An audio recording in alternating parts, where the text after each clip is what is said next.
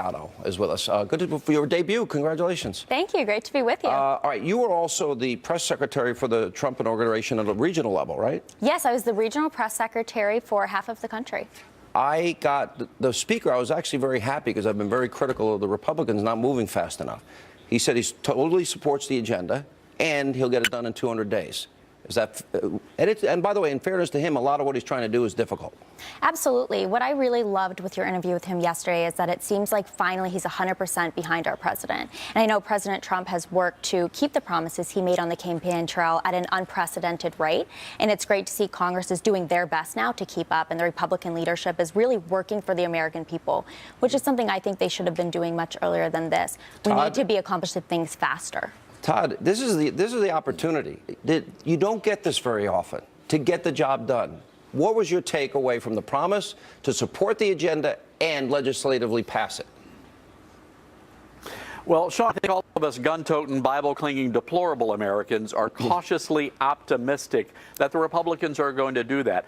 And the reason I say cautiously optimistic is the Republicans have a bad habit of campaigning as conservatives, but when they finally gain control, they gain power, they go a little wobbly. So I'm glad you're holding their feet to the fire here, and I do believe that Paul Ryan is going to be a helper and a friend to President Trump. Lisa, I've been very critical of Republicans. I say they're spineless, they're visionless. I was so frustrated that they never actually used their enumerated power of the purse to battle Obama. I walked away feeling a lot more optimistic after interviewing the speaker yesterday. Am I being naive, or did you feel the same thing?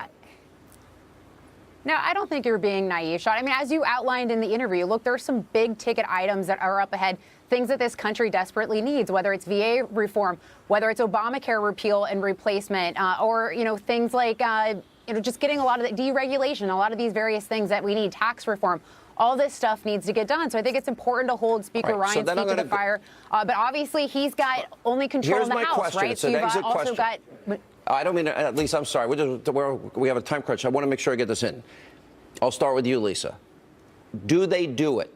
In 200 days, do you predict it'll be done, most of it, the legislative side? I don't know about in 200 days, but yes, and I think it's holding Majority Leader Mitch McConnell and also President Trump as well, because it's really going to take everyone to move these things forward. Todd, what do you say? Sean, as I wrote in the Deplorables Guide to Making America Great Again, it's going to be the American people who have to rise up and make sure, hold their elected leadership in Congress accountable. That's what we're trying to do in this segment. Madison?